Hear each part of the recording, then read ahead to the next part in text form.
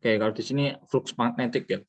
Dijelaskan kalau flux magnetik itu banyaknya jumlah garis gaya. Banyaknya jumlah garis gaya magnet, gaya magnet ya. Gaya magnet yang menembus permukaan bidang setiap satu satuan luas secara tegak lurus. Oke, jadi kita bisa highlight di sini ada jumlahnya, jumlah garis gayanya ini. Garis gaya yang masuk ke permukaan bidang dan tegak lurus, harus tegak lurus. Jadi kalau ada bidang, kalau di sini diilustrasikan itu bidangnya bentuknya persegi ya, persegi atau segi empat. Nah, terus ada garis-garis gaya ini, garis-garis gaya ini yang masuk menembus, dan jumlahnya inilah yang dinamakan flux magnetik. Sebelum itu garis gaya ini gaya magnet ya, karena dia gaya magnet itu disebutkan apa? Tahu?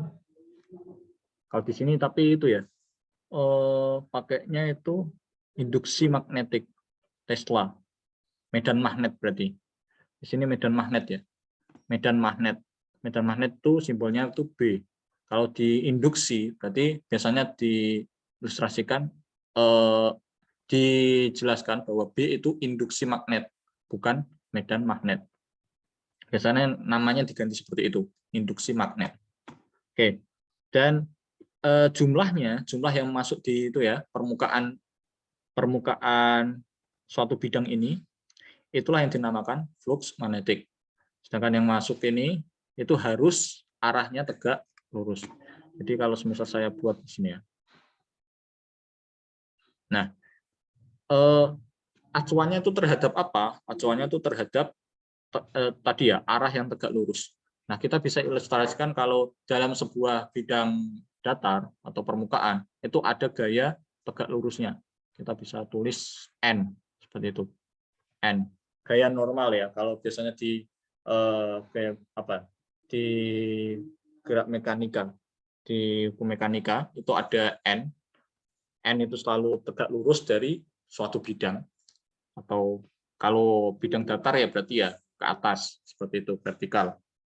Nah, N ini itu harus sejajar ya, berarti sejajar ya, harus sejajar dengan garis induksi magnetiknya, berarti harus sejajar dengan B-nya. Karena apa? Karena kalau tegak lurus seperti ini ya, nanti akan membentuk sudut 90 derajat. Kalau sudutnya 90 derajat, maka cos-nya ini akan bernilai 0. Kalau 0, berarti jumlah garis gaya magnetnya itu akan bernilai 0 juga. Oke. Sedangkan kalau mau maksimum, itu harus arahnya itu sejajar dengan N-nya. Berarti sejajar ke atas semua ya, vertikal semua ya, kalau bidangnya datar seperti ini, horizon seperti ini. Nah, maka nilai maksimumnya itu ketika cos-nya itu sudutnya itu 0 derajat. Dan flux-nya nanti nilainya tinggal B kali A. B itu apa? B itu jumlah dari induksi magnetik ya. Jumlah dari induksi magnetik.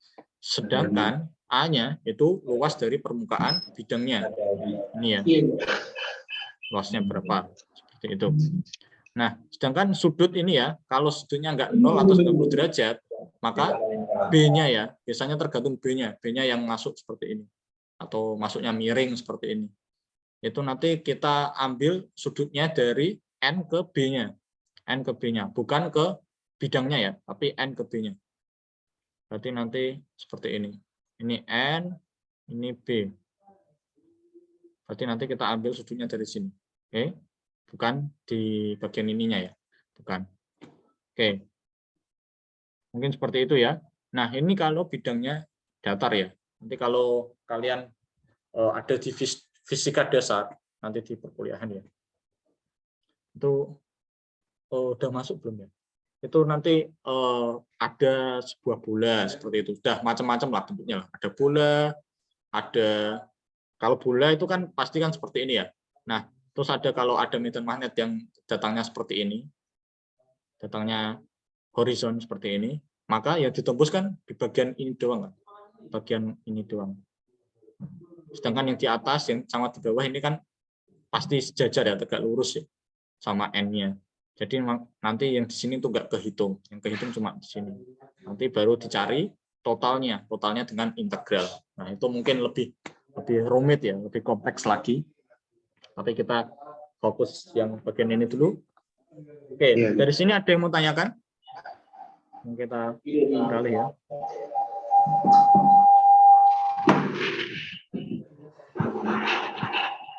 Bagaimana?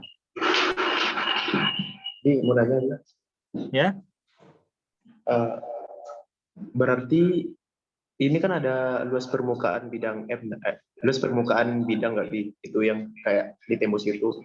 Berarti ada perubahan nggak misalkan kalau tanda panah atau B industri magnet sebelum bidang itu ada perubahan nilai nggak setelah dia menembus bidang itu?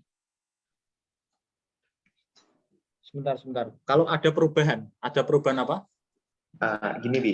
Kan itu ada induksi magnet sebelum permukaan bidang dan juga setelah permukaan bidang, Bi. Seperti itu, Bi. Apakah ada perubahan antara nilai dari induksi magnet sebelum menembus permukaan bidang dengan induksi magnet setelah menembus permukaan bidang, Bi? Oke. Siap. Oke, mungkin saya coba ya. Itu ya, sepengetahuan saya, nilai dari akhir sama awal itu pasti sama ya, karena nggak ada yang kalau di hukum kekekalan energi mungkin itu kan ada yang berpindah menjadi energi yang lain dan berubah menjadi energi yang lain, energi dalam bentuk energi yang lain. Nah, kalau di sini itu nilainya tetap sama ya B-nya. Tapi yang biasanya berubah itu jumlahnya. Jumlahnya kalau di sini ya, itu cuma 3 kalau di ilustrasi di gambar ini ya. Nah, kalau kita tambah ternyata menjadi ada 5 induksi magnet yang masuk. Nah, maka nanti masuknya ke ini, hukum Faraday. Biasanya yang diubah itu jumlah nilainya ya, jumlah nilainya atau luas bidangnya yang kita amati itu diubah lebih besar atau lebih kecil, terus sama ya antara kedua itu ya. Kalau kita ubah itu nanti nilainya itu berapa, nanti malah masuknya ke hukum Faraday ini. Oke, mungkin seperti itu ya jawaban saya. Gimana? Bisa tanggap? Atau mau tanya lagi yang lain? Bisa, Bi. Oke, lanjut ya ke hukum Faraday. Nah, hukum Faraday ini itu merupakan adanya perubahan dari flux magnetik itu sendiri. Di mana flux magnetik itu ternyata enggak serta-merta konstan ya. Tapi kalau kita mau ubah nilainya itu bisa ya. Bisa. Jadi nanti kita bisa menghitungnya itu menggunakan hukum Faraday. Nah, di hukum Faraday ini ada 2 tipe ya. Ada 2 tipe. Di sini itu ketika berupa angka, sedangkan yang satunya lagi ini itu rumus berupa fungsi, dalam bentuk fungsi ya. Dalam bentuk fungsi. Nah, di angka ini pasti mudah lah, pasti mudah. Biasanya diketahui ya. Diketahui kayak seperti flux awalnya berapa sama flux akhirnya berapa. Nanti kita tinggal mengurangkan, atau B awalnya berapa, terus B akhirnya berapa. Terus kita tinggal mengurangkan. Seperti contohnya ya. Contohnya saya tulis ini.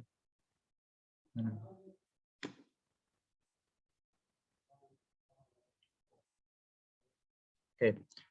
Di sini kan flux ya. Flux itu B sama A ya. B sama A. Nanti kalau semisal yang berubah itu B. Yang semisal yang berubah itu B, maka kalau berubah berarti kita taruh di deltanya ya, delta B. Nah, nanti berarti A-nya itu di depan. NA seperti itu ya. Terus ini delta T. Nah, berarti ini nanti B akhir kurangi B awal. diper T akhir kurangi T awal. Nah, ini nanti tinggal substitusi nilainya ya. Nilainya berapa? Seperti itu. Ini mudah ya. Dan sedangkan yang apa? Yang D ini, yang dalam bentuk fungsi ini, maka kita harus menurunkan terlebih dahulu. Kita harus menurunkan dulu. Menggunakan apa ya? Diferensial ya.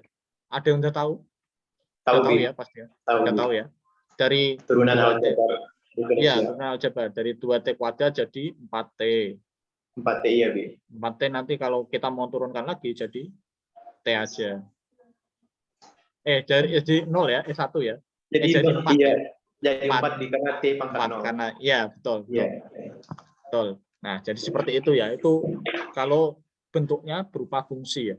Iya, Bi. Kalau tadi berupa angka, kalau ini berupa fungsi. Terus yang perlu kita perhatikan lagi di sini ya, GGL induksi pada ujung-ujung kumparan. Nah, sedangkan jumlah lilitannya, N itu jumlah lilitan. Jadi kalau misal saya buat sebuah tabung seperti ini. Nah, terus ini apa ya? Solenoida ya, solenoida. Ini kita dililiti sebuah kawat.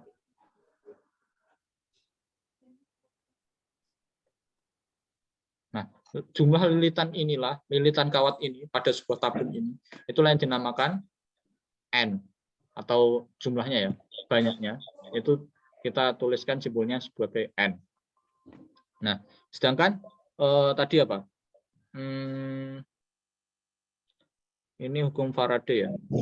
Nah, ini ada kalau misal pada awalnya itu dalam sebuah kumparan itu tidak ada medan magnet ya, atau induksi magnet, atau keadaannya itu masih biasa lah, seperti itu, masih normal, konstan, nggak ada pengaruh dari seperti ini. Galvanometernya itu masih tetap di tengah-tengah. Tetapi kalau kita contohnya memasukkan sebuah batang magnet, kan ada kutub positif sama kutub negatif ya, kutub utara sama kutub selatan. Kalau kita masukkan, ternyata itu galvanometernya tuh menyimpang, terus nanti balik lagi, terus waktu kita tarik itu menyimpang lagi. Nah, waktu kita masukkan itu ternyata kita itu memberikan sebuah medan magnet atau induksi magnet ya ke dalam kumparannya seperti ini, dalam tabungnya. Nah, di sini ada B yang masuk. Ada B yang masuk ya. Ini kalau kita utara ya, utara ke selatan. Jadi nanti B-nya itu ternyata arahnya ke kanan. Sedangkan dalam sebuah kumparan, kumparan ya berarti ya, itu cenderung untuk mempertahankan keadaan semulanya. Jadi nanti ada B yang senilai atau induksi magnetik yang senilai dari medan magnet atau induksi magnetik yang diberikan dari batangnya itu sendiri, batang magnetik itu sendiri. Jadi nanti arahnya itu ke kiri. Ke kiri, ini B yang melawan ya, induksi magnetik yang melawan ya. Arahnya ke kiri. Nah, karena arahnya berlawanan inilah, maka penulisannya dikasih negatif ini. Kasih negatif. Jadi kalau dalam kasusnya ya, kalau dalam kasus soalnya yang ditanyakan itu cuma nilainya atau besarannya, kita nggak usah ikutkan negatifnya atau tanda negatifnya. Itu cuma penanda jika dalam GGL induksi itu adanya arah induksi magnetik yang berlawanan untuk mempertahankan kondisi semulanya. Seperti itu. Oke, dari sini ada yang mau tanyakan? Oke, jadi seperti itu ya. Iya, Bi. Insya Allah. Gimana? Siap, Bi. Siap. Oke. Berarti belum ada pertanyaan ya? Ini saya hapus atau enggak ya? Oke, saya hapus ya. Oke, nah di sini. Nah, ini untuk totalnya ya, untuk totalnya. Sedangkan ini untuk keadaan awalnya. Satu-satunya ya. Oke. Sini ada GGL induksi, di mana kecepatan perubahan flux magnetik dapat dipengaruhi oleh beberapa faktor antara lain sebagai berikut. Nah, ini kasusnya ada dua ya, dua apa ya? Sebuah batang konduktor, batang konduktor mungkin ya, seperti kawat. Induktor apa konduktor? Konduktor ya. Oke, ada dua ya. Di sini yang pertama ini membentuk sebuah persegi panjang seperti ini. Dan yang satunya lagi itu berupa kawat. Kawat kipe. Nah, kawat ini dia itu digerakkan ya. Digerakkan dari posisi awalnya ini ke ini ada V-nya ke kanan. Ke arah kanan. Sedangkan dalam kasus ini itu ada sebuah medan magnet. Ini ya, tanda ini ya, XX ini semua ya. X ini namanya cross. Kalau cross berarti menyilang ke dalam ya, masuk ya. Sudah paham itu belum? Ada tanda titik, dot, sama cross. Ini untuk menentukan arah ya, arah magnetiknya, medan magnetnya. Medan magnetnya masuk apa keluar. Kalau X, tanda X atau biasa disebut cross itu masuk, atau masuk ke dalam bidang, masuk ke dalam masuk ke dalam bidang, masuk ke dalam kertas. Terus kalau dot itu menjauhi bidang atau menuju pembaca, bisa seperti itu kalau di soal ya. Nah, terus di sini besar GGL induksi. Oke, mungkin tadi saya sebutkan dulu. Nah, akibat adanya ini ya, akibat adanya medan magnetik dalam kumparan ini, dalam kawat ini, maka akan timbul sebuah GGL induksi. GGL induksi ini itu ya, gara-gara adanya flux ya. Ini berawal dari perubahan flux ini. Perubahan flux, jadi nanti akan timbul sebuah GGL induksi. Flux kita udah tahu ya tadi ya, ada garis gaya magnet. Sedangkan kalau fluxnya itu berubahnya itu dari apa? Kalau fluxnya berubah, kalau B-nya berubah, itu kan otomatis fluxnya berubah. Kalau A-nya berubah, itu otomatis fluxnya juga berubah. Nah, kalau sudah berubah fluxnya, nanti akan timbul GGL induksi. Akan timbul GGL induksi. Nah, GGL induksi inilah yang tandanya itu ya, seperti ini volt ya, satuannya volt. Nah, besar GGL induksi ini kalau menurut perubahan luas penampangnya ini, itu akibat perubahan luas penampang nanti rumusnya ini BLV ya. GGL induksi sama dengan BLV atau belief. Kalau saya menyebutnya belief, B kali L kali V. B itu apa? B itu induksi magnetik. Sedangkan kalau L itu panjang kawat penghantarnya. Jadi panjang kawat mana? P ke Q. P ke Q. Sedangkan kalau V-nya ini kecepatan kawat penghantarnya ini yang dari P ke Q ini diarahkan ke kanan ya kalau di sini. Nah, itu untuk menghitung apa? Menghitung besarannya. Kalau menghitung ya, untuk menghitung besar GGL-nya. Kalau untuk menentukan arahnya bagaimana? Oke. Biasanya itu ditambahin satu ya. Tambahin satu berupa kalau di induksi ya, induksi magnetik itu ditambahin satu ada I. Di sini bisa kita tambahin lagi ya. I kali R ya. Tahu ya dari apa? Hukum volt. Hukum ohm, dari hukum ohm ya. V sama dengan I kali R. Nah, I ini itu tergantung ya arahnya kemana ya. Oke, kalau semisal di sini kita carinya gimana ya? Kita menggunakan kaidah tangan kanan. Kita menggunakan kaidah tangan kanan. Ada yang masih ingat? Kaidah tangan Oke. kanan? Ingat, Bi. Ingat? Gimana? Coba ada yang ingat? Sudah agak lupa, Bi. Agak lupa ya? Iya. Bukannya gini. Oke. Seingat saya, oh ini bukan itu, bukan yang muatan ya, bukan muatan. Kalau muatan itu baru ada apa? Ada kaidah tangan kanannya. Kalau ini ternyata bukan, nggak ada kaidah tangan kanannya.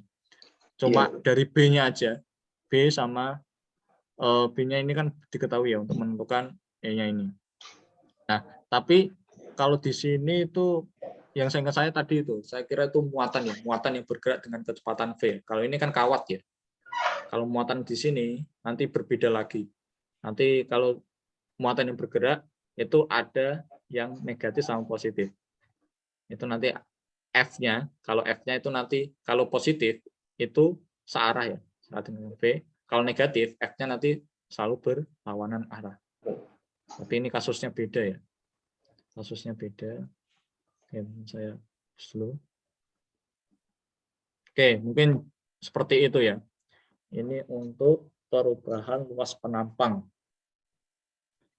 Tapi nggak tahu perubahan luas penampang. Bentar. Oh iya. Ya, kalau ini induksi magnetik nanti ke B-nya ya. Kalau di sini nanti luas penampang. Harusnya A-nya ya. Sama, rumusnya sama. Cuma A-nya nanti yang berbeda. Tapi di sini oke. Oke, dari sini nanti menanyakan. Bi nanya, Bi. Ya, boleh. Silakan. Bi, misalkan kalau panjang kawat tadi itu, Bi, itu cuma dihitung dari P atau P ke Q atau kita luas dari kawatnya, Bi. Misalkan kan itu ada antara P dan Q juga ada F dan juga P, Bi, antara panjang dan antara lebar dan juga panjang, Bi. Apakah kita cuma mengetahui panjang kawatnya dengan hanya menghitung lebar atau cuma yang tegak lurus atau di apa juga, Bi, secara horizontal juga, Bi? Oh, maksudnya di kawatnya ini ya, bagian Iya, ini panjang itu kawatnya, iya. apakah ada apa lebarnya gitu ya? Kalau Iya. ada lebarnya biasanya kan nanti masuknya ke volume. Jadi hitungnya bisa dari luas gitu ya. Maksudnya Iya, gitu Bi. ya. Oke. Di sini kaitannya itu cuma itu ya, dicari dari panjangnya ya. Dari panjangnya sendiri. Karena kaitannya ini dengan BGL induksi ya. BGL induksi. Sedangkan kalau nanti berupa A nanti juga bisa jadi seperti itu. Nanti diketahui A. Berarti nanti menghitungnya itu kalau kawat berarti apa bentuknya? Tabung ya. Tabung ya, tapi kecil ya. Karena kecil, kecil banget ya. Jadi lebarnya itu seingat saya dulu itu karena lebarnya tuh kecil, nggak ada 1 senti seperti itu dianggap itu cuma garis lurus, cuma sebuah garis lurus. Jadi kita cuma menghitung panjangnya saja, lebarnya itu kita nggak hitung. Berarti kita ilustrasikan itu sebuah apa ya, linear. Kalau di apa sih yang pertambahan itu apa, yang apa sih, yang mengembang itu apa, ada yang tahu nggak? Yang perubahan panjang itu loh. Memuai. Yang perubahan panjang, perubahan luas, perubahan volume. Oh iya, kayak itu, Bi, kayak kereta api atau kayak kaca. Ya. Maksud saya seperti itu. Iya, memuai, Bi, tapi istilahnya pemuaian. Ya, betul. Nah, pada saat itu ya, sehingga saya waktu saya belajar bab itu ya, kenapa kok kawat ya? Biasanya yang diambil itu kawat. Nah, kawat itu kenapa kok dimasukkan ke bagian linear ya? Bagian yang cuma dihitung panjangnya aja, pemuaian panjang. Itu ya gara-garanya itu. Karena lebarnya itu nggak ada 1 senti Kak ya, 1 senti. Pokoknya itu karena kecil, itu kita anggap sebuah panjang saja. Hanya sebuah panjang saja. Jadi seperti itu kalau dikawat ya. Tapi kalau kawatnya itu lumayan besar atau menjadi sebuah kabel seperti itu, nah itu berarti ya nanti beda lagi. Itu nanti kita baru bisa menghitung, biasanya diikutkan menghitung luasnya, luas atau apa dan lain-lain. Jadi seperti itu ya.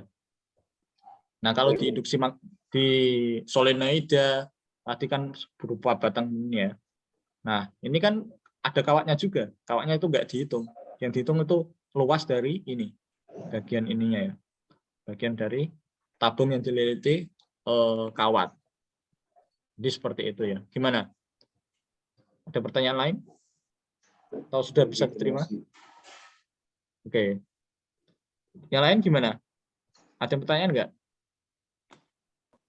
Tidak, Bi. Aman ya? Oke. Aman, Bi. Oke. Nah, terus yang kedua ya. Yang kedua ada perubahan induksi magnetik. Perubahan induksi magnetik. Nah, karena perubahan induksi magnetik ya, kita tadi tahu induksi magnetik itu B ya. B. Maka yang diubah nanti ada perubahannya itu di bagian B-nya. Di sini karena flux magnetik tadi itu B kali A, maka besar gagal induksi akibat perubahan induksi magnetiknya. Ya, jadi yang berubah nanti B-nya. Oke, di sini. Oke, nah di sini rumusnya tetap sama ya. Rumusnya tetap sama. Tadi perpanjangan dari ini ya. Tadi saya juga sudah sebutkan. Terus caranya juga sama. Nanti tergantung pakai D apa pakai delta ya. Pakai delta. Tetap sama ya. Kita lanjut aja ya. Kita lanjut.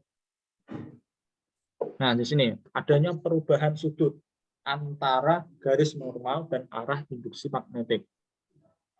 Besar sudut antara garis normal dan arah induksi magnetik, ini theta ya, theta sama dengan omega kali T, maka besar gagal induksi akibat perubahan sudut antara garis normal dan arah induksi magnetiknya itu sebesar ini ya. Gagal induksi sama dengan bound sin omega theta atau sin theta seperti itu. Nah, kalau Emax berarti kan sin nanti nilainya itu jadi 1 ya. Sin 1 itu berapa? Berapa derajat? Berapa?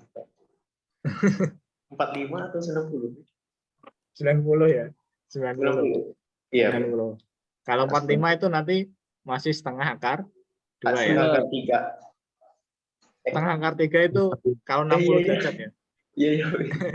Jadi setiap cos itu gitu ya. Cos Iya. 45 sama sin 45 itu nilainya sama, setengah. Sama. Tinggal dibahas. Ya, cuma biasanya itu kalau udah lebih dari 90 itu yang biasanya agak bingung ya. Menentukan itu positif apa negatif. Negatif, iya. Ya kan? Iya, Biasanya seperti itu ya. Iya, Bi. Nah, ada yang tahu apa aja? Kalau sin kan ada kuartal 1, kuartal apa ya? Kuartal kan, benar kan? Kuartal 1. Kuadran, Bi. Oh, kuadran, iya Mas, kuartal. Ya betul. Kuadran 1, 2, 3 sampai 4 kan. Sampai 4 Kalau sin itu apa? Positif, terus Kuadran 1 positif, kuadran 2 positif, kuadran 3 negatif. negatif, kuadran 4 negatif. nah, betul. Kalau cos? Kalau cos yang positif itu kuadran 1 sama kuadran 4, Bi. Betul. Kalau tan? Kalau tan 1 sama 3. Betul. Nah, jadi seperti itu ya. Yang selain itu berarti negatif ya. Nah, Iya, kalau iya. di sini kita tahu kan yang nilainya 1 atau negatif 1. Berarti kan kalau enggak 90 sama 270. 270. Kalau 270 nanti kan di kuadran 3 ya. Karena di kuadran 3 berarti nilainya negatif 1. Malah nanti minimum ya. Nilai minimumnya ya. Jadi di sini yang ditanyakan itu ketika Emax atau GGL maksimumnya. Maksimum. GGL maksimum itu sinnya nanti 1. Jadi tinggal B kali A kali omega kali N. Kali N. Jadi seperti itu ya. Oke. Nah, Terus di sini ada yang baru ya. Ada yang baru. Gitu ya. Ini ada omega. Omega. Omega itu tahu apa? Laju angular ya. Ada yang tahu? Percepatan sudut, Bi. Iya, betul. Percepatan sudut ya. Kecepatan sudut apa percepatan sudut? Oh, kecepatan. Kecepatan ya. Berarti, Iya. nah, ini tuh asalnya dari mana? Asalnya kalau kita tahu ya, kalau di gerak lurus itu kan ada V ya. Ada V ya. V. V itu geraknya tuh pasti lurus ya. Maksudnya apa ya?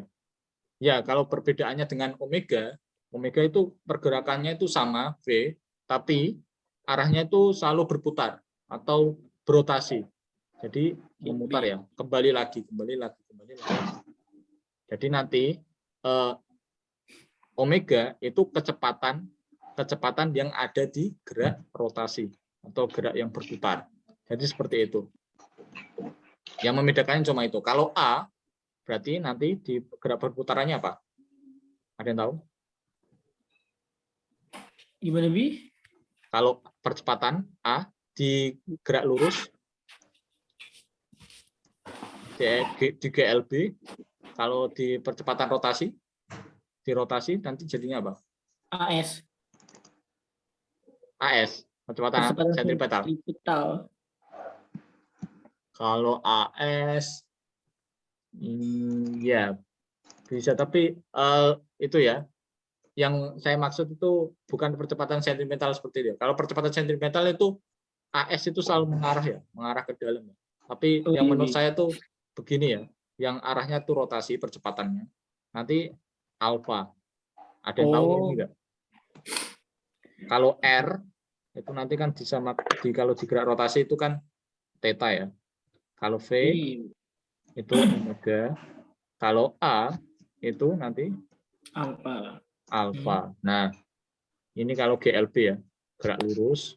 Kalau ini gerak berputar. Yang sampingnya kanan ini gerak berputar. Nah, yang membedakannya cuma itu. Nah, kalau gambarnya sendiri itu bagaimana? Ada yang tahu nggak? Di sini perubahan sudut. Ini maksudnya apa ini? Gimana, Oke, Bi? mungkin Apa, Bi? kalau di ini perubahan sudut. Maksudnya perubahan sudut itu perubahan yang bagaimana? Ada yang tahu nggak? Sudut apa maksudnya? Oke, mungkin saya ilustrasikan dulu ya. Iya, Bi. Simpangan, Bu. Simpangan ya. Simpangan antara apa dengan apa?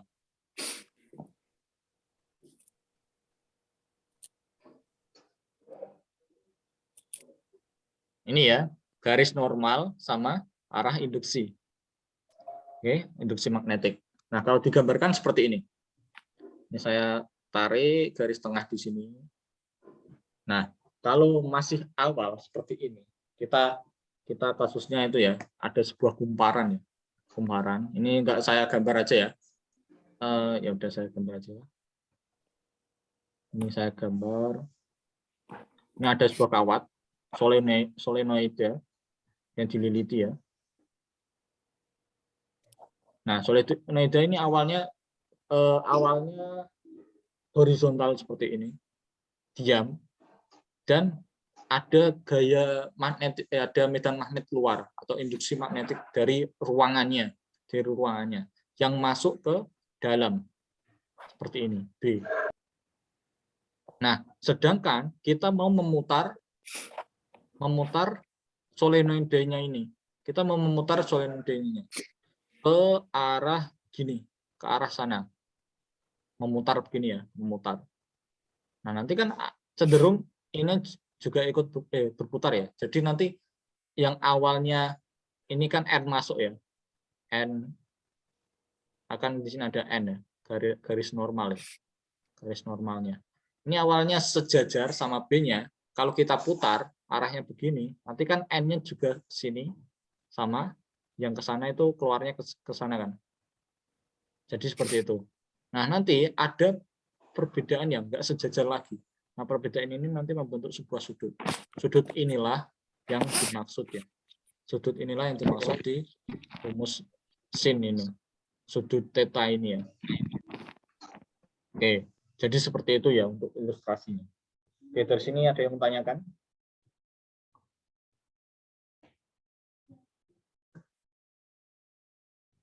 Nah, ini untuk solenoida yang diputar. Seperti itulah. Solenoida yang diputar. Nanti akan terjadi sebuah perubahan sudut. Nah, nanti rumusnya E sama dengan bound sin theta. Theta itu omega kali T. Kali itu. Oke. Jadi seperti itu ya. Ada yang menanyakan sini? Aman ya? Oke.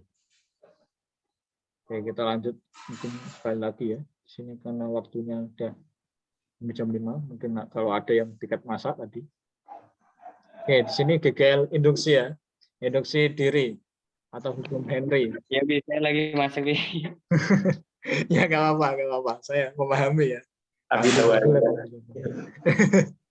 Iya, saya memahami. Saya juga kadang gitu. Ya, nggak apa. Nah, di GGL induksi diri ini atau hukum Henry, apabila arus yang mengalir pada suatu penghantar ya, berubah setiap waktu. Nah, yang berubah itu apa? Arusnya. Harusnya. Arus yang mengalir ini. Jadi kalau ada sebuah penghantar ya, kita beri sebuah arus listrik berupa apa ya? Ya, adanya sebuah arus listrik ya. Kita kasih sebuah tegangan, ini akan teraliri sebuah arus. Nanti di sini ketika awal apa ya? Ketika berubah setiap waktu ya, setiap waktunya berubah.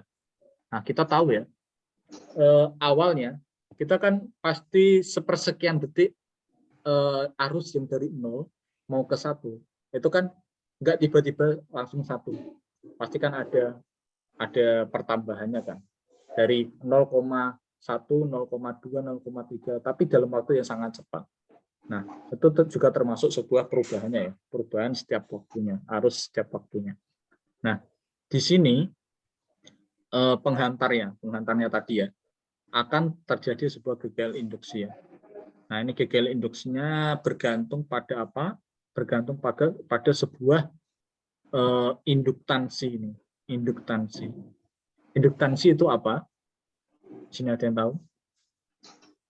Induktansi itu hitungannya masih itu ya, sebuah hambatan induktansi. Ini satuannya Henry. Nah, untuk rumusnya sendiri sama ya, sama seperti yang tadi, cuma kita mengubah fluksnya tadi menjadi L ini, L sama I.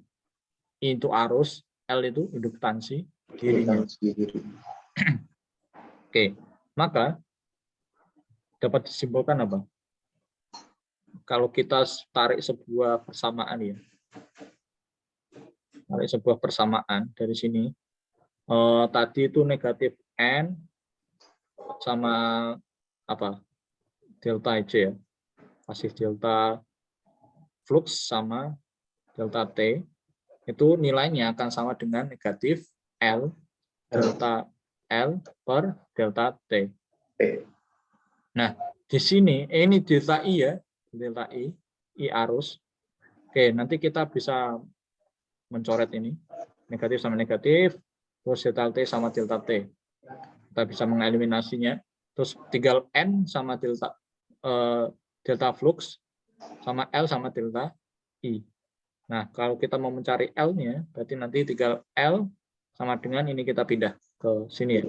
Berarti N delta per delta I. Jadi seperti itu ya. Jadi tergantung nanti. Kalau mintanya perubahan nanti pakainya delta. Tapi kalau enggak ya pakainya seperti ini. Oke, jadi seperti itu ya. Terus untuk energi yang tersimpan. Nah, ini ada energi. Energi berarti satuannya apa? Energi itu joule ya. Energi atau pusatnya. Satuannya joule. Benar. Nah, di sini rumusnya energi yang tersimpan ya, itu W sama dengan setengah kali L kali I kuadrat. Oke. Jadi kita kalau rumus-rumus seperti ini itu kita harus menghafal ya. Ya sama kayak biologi ya. Kalau biologi kebanyakan menghafal. Tapi di fisika juga sama. Iya, Kita ternyata juga ada penghafal rumus juga. malah itu fisika lebih sulit. Analisis Iya, kalau sama hafalan. kalau nggak bisa, biasanya itu dikasih apa ya? Kasih jembatan lah, jembatan apa namanya? Ya kayak buat mempermudah, kayak tadi BLV jadi believe, terus BA omega N jadi bakwan atau Jadi bab, bakwan. mungkin seperti itu ya. Tapi kalau seperti ini kan agak sulit ya. Kalau mau setengah LI, setengah li, ya kan ada kuadratnya. Mungkin itu yang jadi kendala kalau menghafal ya. Oke. Ini untuk rumusnya ya, untuk rumus energi. Oke, dari sini nanti menanyakan. Aman? Aman ya? Aman. Oke, aman. Oke, harusnya masih ada ya penerapannya. Mungkin saya jelaskan singkat aja ya. Di sini ada trafo ya, transformator atau trafo. Trafo ini fungsinya ya untuk mengubah besar tegangan ya. Tegangan arus bolak-balik itu dari tegangan besar atau tegangan dari tegangan besar ke tegangan rendah atau rendah ke besar. Itu kalau besar ke rendah berarti nanti trafo step down. Kalau dari rendah ke besar nanti berarti step up, dinaikkan ya, seperti itu. Nah, mungkin saya kasih itu ya untuk mempermudah menghafalnya aja. Di transformator itu ada rumus ini, NS per NP, VS per VP, IP per IS. Nah, kalau saya biasanya menghafalkannya itu IS numpang VPIS, seperti itu. IS numpang VPIS. Saya ambil yang bawah ini. IS numpang VPIS. IS itu berarti I ya, I sekunder, kuat arus sekunder. Itu sebanding dengan NP numpang NP. Berarti jumlah kawat yang primer sama VPIS berarti VP ya. Itu tegangan atau voltnya itu primer juga. Oke, jadi saya ngambilnya cuma satu itu. Berarti yang selain itu berarti di bawahnya ya. Di pernya, di penyebutnya. Oke. Itu untuk mempermudah saya biasanya dalam menghafal rumus ini. Terus, nah ini ada jika efisiensi transformator itu kurang dari 100%, ternyata dayanya itu ada yang hilang. Ada yang hilang ya, karena enggak 100%, berarti ada daya yang hilang. Nah, untuk menghitungnya itu bagaimana? Untuk menghitungnya kita bisa menggunakan rumus ini, nilai efisiensi. Efisiensi sama dengan P atau daya yang keluar dibagi P daya yang masuk. Daya yang masuk. Nah, ini terus kita baru kalikan 100% untuk dapat persentasenya ya. Kita kalikan 100%. Nah, ini juga bisa dijabarkan lagi. P out itu VS kali IS. Kalau P in itu VP kali IP. Oke, kita lanjut. Sekali lagi ini generator. Nah, di generator ini fungsinya untuk mengubah energi mekanik ya menjadi energi listrik. Energi mekanik dari energi listrik. Nah, rumusnya seperti ini. Ada E sama dengan E max kali sin omega T. Aslinya bacanya enggak E ya. Enggak E. Tapi ya karena seperti E harusnya GGL induksi ya. GGL induksi biasa GGL. Oke, ini rumusnya ya. Ada NBA omega. Nah, terus kita jadiin I max kali R. Ini sama aja ya, rumusnya sama aja. Terus di sini ada generator 2, ada generator AC sama DC. AC itu bolak-balik, DC itu searah. Nah, di sini ada terdiri dari 2 cincin. Grafiknya itu GGL terhadap T itu seperti ini. Dari titik 0 ya, titik 0 ke puncaknya ini berarti nanti GGL induksinya maksimum ya. Nanti turun lagi. Ini berarti kalau di titik seperti ini, GGL-nya minimum. Karena ini menggunakan sin ya. Menggunakan sin. Dari 0, sin 0 derajat kan 0 ya. 0 ke 1, ke negatif ke 0 lagi, ke negatif 1 baru 0 lagi. Nah, kalau di DC ini itu sama ya, membedakan apa ya? Oh, begitu. Oke, di sini terdiri dari satu cincin yang dibelah, lalu direkatkan kembali yang disebut komutator. Oke, mungkin seperti itu ya komutator. Saya belum mencari info atau ilmu pengetahuan tentang komutator itu apa. Tapi sekilas ini ya, ini untuk gambarnya, grafiknya seperti ini. Ini seperti apa ini? Kayak melompat-lompat ya, lompat-lompat. Kayak gelombang. Gelombang. Ya, gelombang itu malah seperti ini ya. Gelombang itu seperti ini. Ada lembah sama ada bukit. Ada lembah ya. sama bukit. Ya. Kalau ini apa? Kayak lompat itu. Kita melemparkan batu di atas gelombangnya itu. Nanti mantul gitu ya. Oke. Sampai sini dulu ya. Kita lanjutkan insya Allah ke depan. Baik, Bi. Oke. Sebelum kita akhiri ya. Mohon maaf apabila ada kesalahan ya. Menyampaikan. Kita tutup dengan membaca istighfar sebanyak-banyaknya. Astagfirullah. Astagfirullahaladzim. Dilanjut dengan membaca surat Al-Asr. Wal asri. Wal asri innal Dan ditutup dengan membaca doa kafaratul majelis. Subhanakallah. Subhanallah. Astagfirullah wa atubu ilaik. Oke, terima kasih teman-teman ya telah menyempatkan waktunya untuk belajar pada sore hari ini. Saya tutup. Iya, Bi. Sama-sama. Terima Assalamualaikum kasih juga, Bi. warahmatullahi wabarakatuh. Waalaikumsalam. Warahmatullahi wabarakatuh. Terima kasih, Bi. Oke, sama-sama. Terima kasih. Gimana? Masaknya udah selesai belum? Yes. Udah selesai belum? Masaknya. Masak, Bi. Masak. Chef kami nih, Bi. Wah, rame banget ya. Di Semarang berarti ada berapa ini? Wah, 8 orang, Bi. 8 orang ya. Sama siapa itu? Iya. Pikan masaknya. Pikan masaknya sama siapa itu? Oh, Yudi Kalau Roswandi. dia sama Yudi, Bi. Oh, alah. Wah, ramai itu. Oke, mungkin gitu dulu ya. Saya tutup ya. Oke, terima kasih ya teman-teman ya. Baik, Bi. Dan saya akhiri. Oke, diizinkan ya untuk live.